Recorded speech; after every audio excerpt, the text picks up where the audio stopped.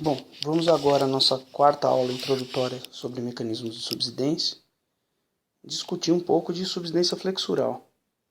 É o terceiro mecanismo que a gente discute, esses três juntos, que é a subsidência mecânica e a térmica, mais a flexural, são os três mecanismos mais importantes para a formação de bacias sedimentares.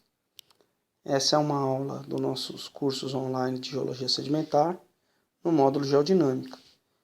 E hoje nós vamos discutir cargas tectônicas e flexura na litosfera, o conceito de rigidez flexural e de espessura elástica equivalente, ou TE, a relação entre a altura da carga tectônica e denudação, e o potencial de preservação de bacias de subsidência flexural.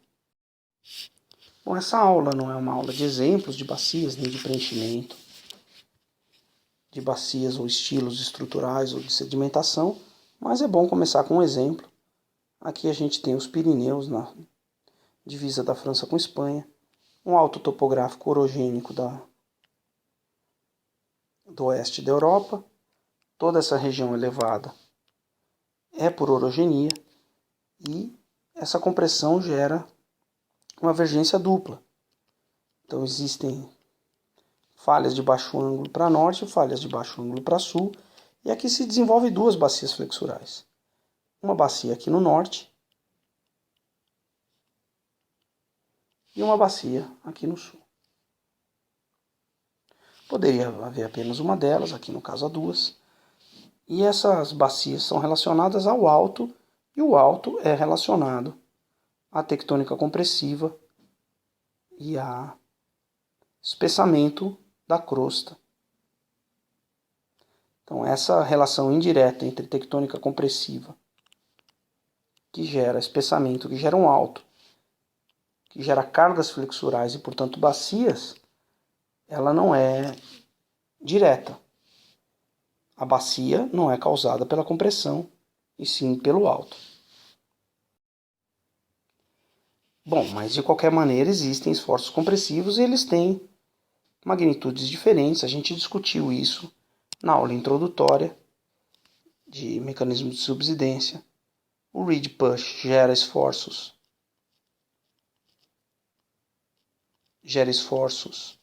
distensivos na área da dorsal, mas que se propagam pela placa e movimentam a placa, e pode se refletir em esforços compressivos em áreas mais distantes. A magnitude deles é perto de 40 MPa na dorsal. É claro que esse esforço dissipa e vai chegar a regiões distantes, a milhares de quilômetros, da ordem de 10, 20 MPa. O slab pull já é um esforço de magnitude maior, de mais de 100 MPa, 120 é um bom número para ter em mente. E se você tiver, como nós já discutimos, uma porção continental não flutuante durante uma interação convergente, essa é a outra placa, também flutuante, uma placa e a outra, as duas continentais, é possível transferir parte desse grande esforço de slab pull como compressão entre dois segmentos continentais de placas. E os próprios altos topográficos, como o gerado aqui durante a compressão. Lembrando que a maior parte da crosta do manto litosférico se comporta com reologia dúctil. Isso geraria um platô sobrelevado por espessamento dúctil de crosta e manto litosférico. Só que o próprio alto topográfico gera um gradiente lateral de pressão litostática que gera esforços que são distensivos na parte superior aqui do alto, mas é claro que essa distensão se reflete em compressão nessas áreas adjacentes ao alto. Essas áreas adjacentes ao alto é o que a gente chama de áreas de forland ou antipaís. E a vergência tectônica vai acontecer nessa direção. Esse é o caso lá dos Pirineus, o alto se espalha, gerando essa componente de cavalgamento dos dois lados. Claro que isso está relacionado a uma tectônica compressiva de escala maior que gerou o seu erguimento. Mas essa distensão também gera falhas rasas, e essas falhas rasas de baixo ângulo é que tem o maior efeito como cargas flexurais, que é o que importa para a aula de hoje. Então, como a crosta continental tem uma resistência muito baixa, principalmente a profundidades menores, vocês se lembram do nosso perfil de resistência da crosta. Então isso aqui é 200 graus, pode estar a uma profundidade variada, mas isso é a parte superior da crosta. E as resistências são muito pequenas nesse trecho inicial. E é possível, então, imaginar que esses altos topográficos, de alguns milhares de quilômetros e, portanto, algumas dezenas de megapascal, geram deformação porque a crosta não tem resistência para aguentar tanto esforço de colapso de edifício orogênico. Nessa situação, então, a área desse alto topográfico aumenta e a espessura é reduzida. É o efeito da distensão. Mas esse aumento de área coloca esse alto sobre uma região que ele não estava antes. Então a gente pode considerar que esse alto topográfico é uma carga adicional que é colocada numa litosfera.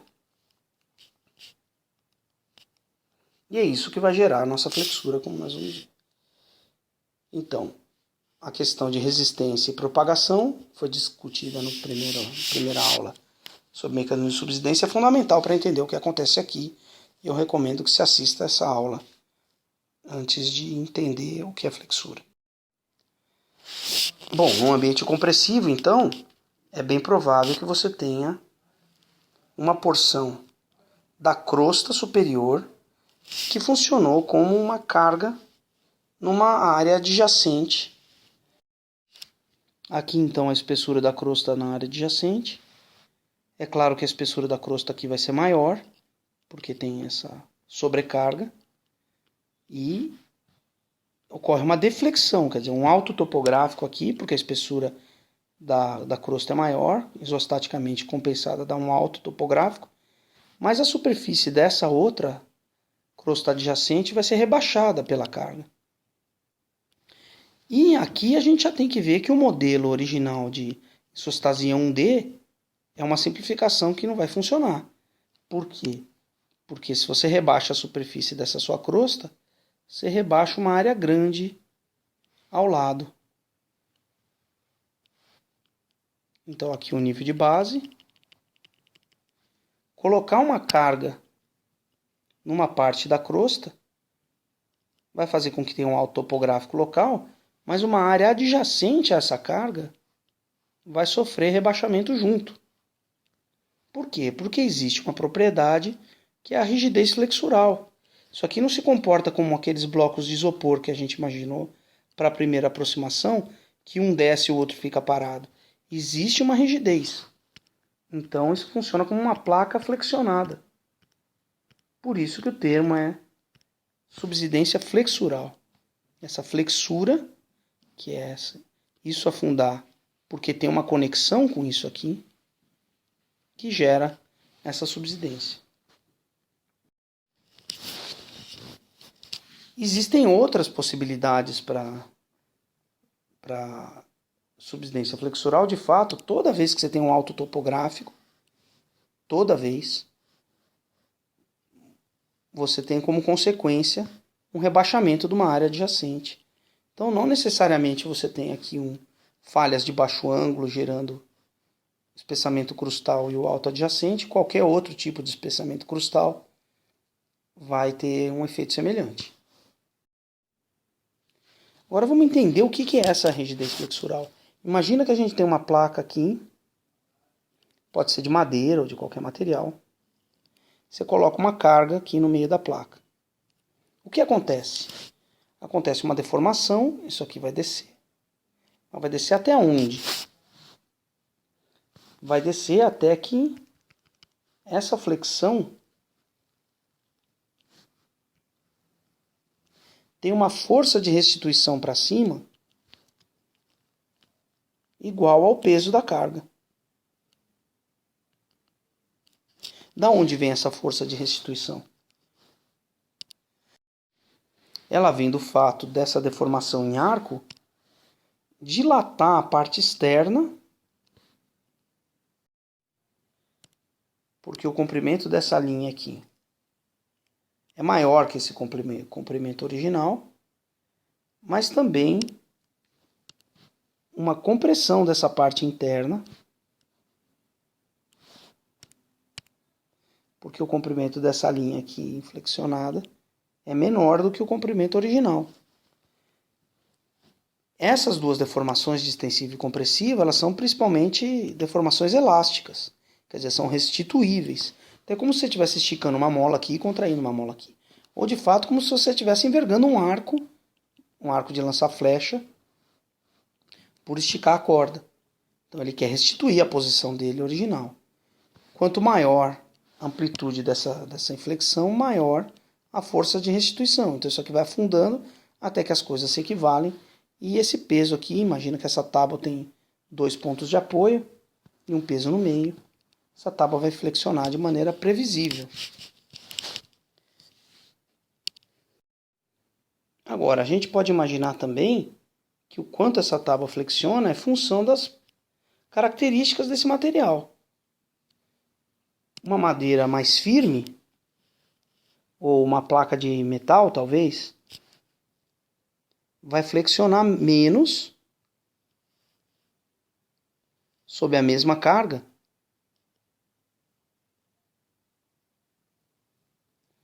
que uma placa de madeira mais macia, com a mesma carga. Essa é uma coisa que pode fazer diferença. A outra é que se você tiver uma placa de madeira idêntica a essa, porém com espessura maior, ela vai também flexionar menos.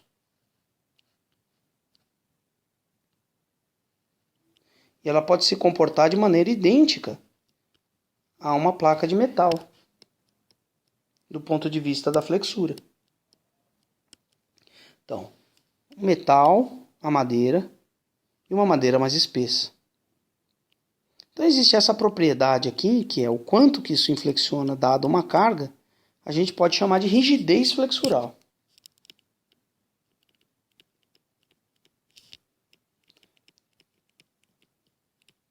E para a litosfera, ela vai ser função exatamente disso. De qual é a resistência da litosfera, se é mais ou menos resistente, e qual a espessura dessa litosfera. E a gente sabe, depois das aulas que já tivemos, que as duas coisas, tanto a resistência quanto a espessura, se relacionam ao fluxo térmico. Então, o fluxo térmico vai ditar a rigidez flexural. E uma medida comum de se usar para a rigidez flexural da litosfera é a espessura elástica equivalente, que é o TE. Essa espessura elástica equivalente é uma medida em quilômetros de que espessura a litosfera teria para se comportar da forma que de fato ela se comporta sob uma carga. Então ela flexiona um tanto aqui para essa carga. Então que espessura ela teria se ela tivesse um estado térmico e uma composição ideais? Então, de fato, ela não tem um estado térmico e a composição igual ao do modelo, portanto ela pode ter uma espessura variável real.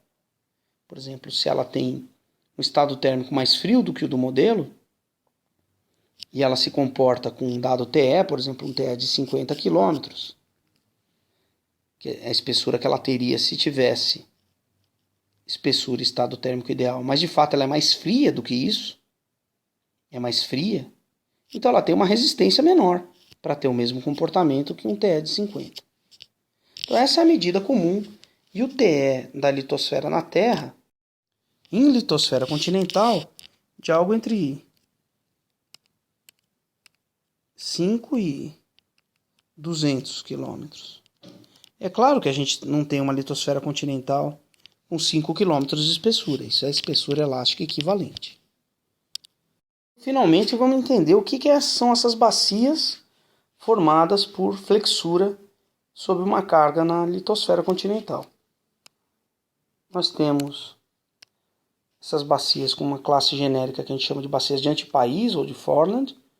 Antipaís é o lugar para o qual se dá a divergência tectônica, então é como se a gente tivesse uma área em compressão e falhas de baixo ângulo fazendo com que o topo vá para uma determinada área. Isso gera a carga e a bacia flexural. Então a bacia acontece na região para onde se dá a divergência tectônica, que é o movimento de topo durante a compressão. Por isso, antipaís. Então vamos entender como é que isso se processa com alguns modelinhos com o código do MATLAB. E a gente tem para um TE de 100, uma carga de 2 km de altura, a gente tem uma configuração de bacia como essa, em que a área adjacente a essa carga, que aqui é triangular,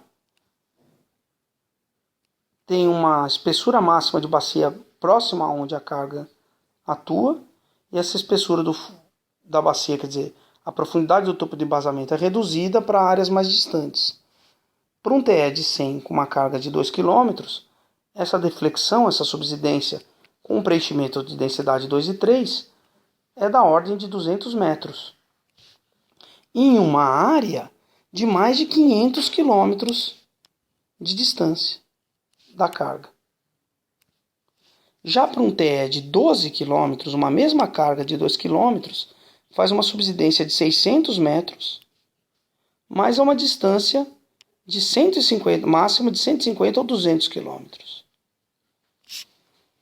É importante notar que onde a bacia termina, aqui sem exagero vertical significativo, suficiente, quer dizer, não dá para perceber bem, mas onde a bacia termina há uma sobreelevação topográfica que é chamada de forebulge. Esse bulge é porque essa deflexão gera uma área profunda aqui e uma área sobrelevada na borda. Como se você enfiasse o dedo no capô de um carro, você veria isso, uma área ao redor do seu dedo afundar e depois disso um anel soerguido, que é o bulge. Ele tem uma topografia bem menor do que a dessa região do depocentro e pode não ser visível, né, na topografia. Mas aqui a gente já percebe que o TE, a espessura elástica equivalente, vai controlar tanto a profundidade que a bacia vai ter, quanto menor o TE, mais profunda a bacia para a mesma carga, mas vai controlar também a distância que essa flexura atua. Para um TE pequeno, a distância é muito menor que para um TE grande, e essa distância para os TEs que existem na Terra sempre é da ordem de algumas centenas de quilômetros. Vamos pensar agora no efeito da variação da carga. A carga é basicamente a altura acima do nível de base. E para aquele mesmo TE de 12, nós temos uma carga inicialmente de 500 metros, que dá uma deflexão de 200 e poucos metros. 1 quilômetro, isso vai a 400 e poucos metros. 2 quilômetros vai a 600 metros. Quanto maior a carga, maior a profundidade do depocentro. E a posição do fim da subsidência ou do bulge, o ponto onde a subsidência flexural termina, não se altera. Isso é função apenas do TE. A carga controla a profundidade, mas não controla a largura da bacia. Quem controla a largura da bacia é a espessura elástica equivalente ou a rigidez flexural. Se a gente lembrar do modelo de denudação em função da declividade e que a taxa de soerguimento vai aumentando a topografia e, portanto, aumentando a taxa de denudação, e há uma tendência a esses dois fatores entrarem em equilíbrio, a gente pode perceber que esse modelo aqui de sobrelevação topográfica pode ser 3 estágios de um evento de soerguimento tectônico com uma denudação. E a gente tem tanto a área fonte quanto um depocentro para receber sedimentos aqui. Inicialmente pouca topografia, o fundo da bacia está numa determinada posição mais rasa, a topografia aumenta, o fundo da bacia desce. Mas se a gente lembrar que com uma certa taxa de sorgimento tectônico, a taxa de denudação é pequena de início e vai aumentando com o tempo, então a gente lembra daquela curva que a topografia aumenta cada vez mais devagar. Então a gente espera que essa taxa de subsidência seja maior no início e se reduza com o tempo. Você precisa assistir de novo às aulas de produção sedimentar para lembrar desse efeito. Então uma taxa de subsidência acelerada e depois declinante é o que a gente espera para a subsidência flexural, porque ela depende do alto topográfico. Ela não depende da tectônica diretamente, mas da altura da carga. E a altura da carga é função do sorgimento tectônico e da taxa de denudação. Uma subsidência inicialmente alta e uma produção sedimentar inicialmente pequena, porque a declividade aumenta com o tempo. Então a gente espera subsidência rápida e pouco aporte, passando a subsidência lenta e muito aporte. Esse é o ciclo normal de bacias de antipaís que a gente vai discutir numa aula futura.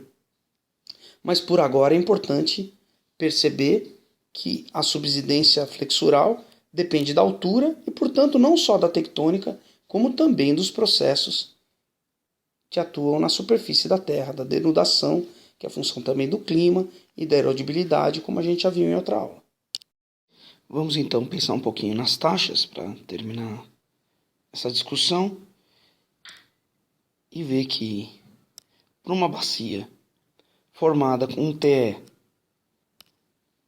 de 12 quilômetros, bastante baixo, portanto, um alto topográfico formado por um sorgimento que dura 10 milhões de anos para um dado clima e alcançar uma altura estável aqui de cerca de pouco mais de 500 metros. E isso por um sorgimento progressivo com denudação.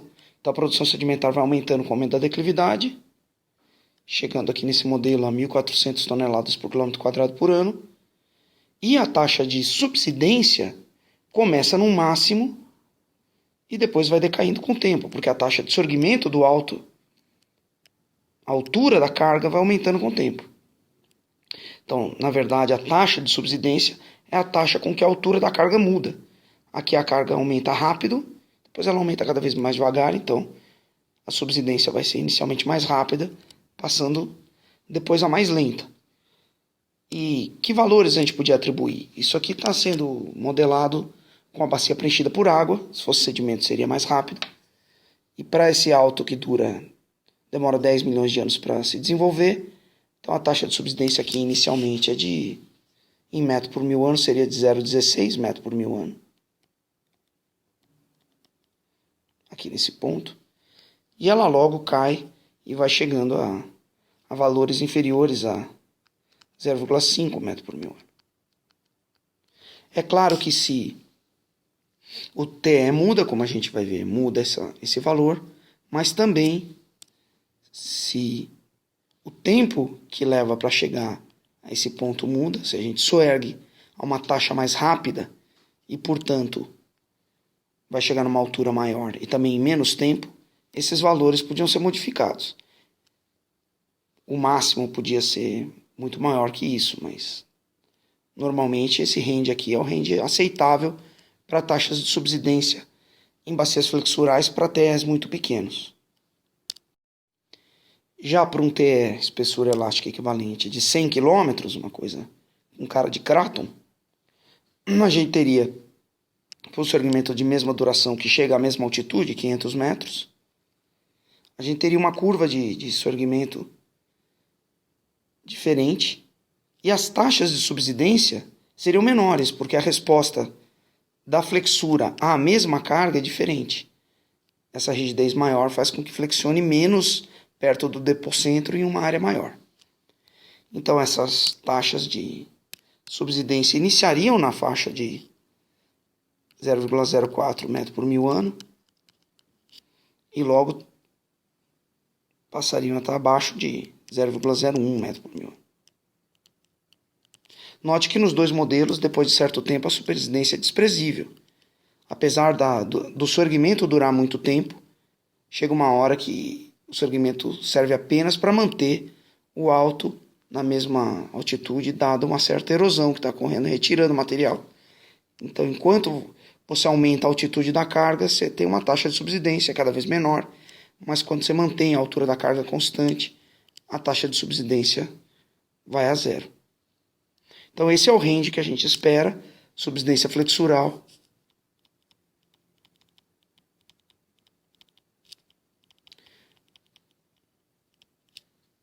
Vai operar em 10 a menos 1 a 10 a menos 2 metros por mil ano. É isso.